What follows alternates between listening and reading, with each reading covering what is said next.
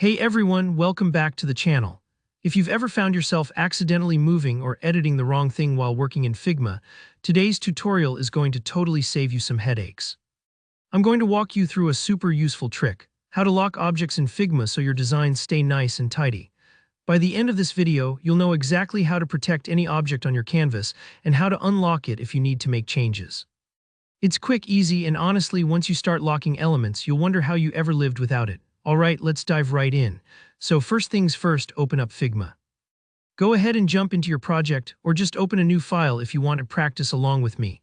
The great thing about Figma is how intuitive everything feels, and locking is no exception. Take a look at your canvas and pick any object you want to lock. Maybe it's a background rectangle, a logo, or even some text. Just click on that object so it's selected. You'll notice that when it's selected, Figma will highlight the edges or show bounding boxes around it. That's how you know you're ready to go to the next step. Now here comes the magic. Once your object is selected, give it a right click. If you're on a Mac, that might be a two-finger tap. On Windows, it's usually just the right mouse button. You'll see a menu pop up with all sorts of options. Take a breath here if the menu seems overwhelming. All you need to focus on is the option labeled Lock. Go ahead and click Lock. What does this do? Well, now that object is locked in place. You can't accidentally move it, resize it, or edit it until you decide you want to. Think of it like putting a piece of tape over that part of your design. It's staying put no matter what.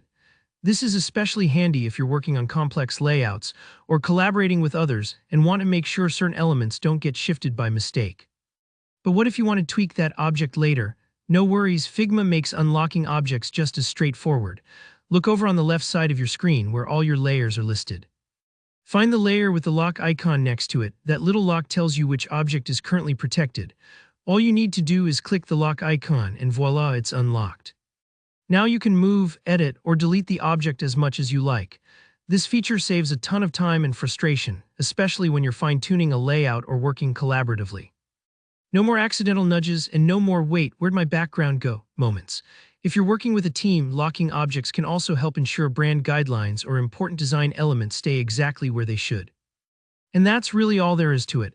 Figma keeps it simple, but the impact this trick has on your workflow can't be overstated. If this video helped you out, be sure to hit that like button. It really supports the channel.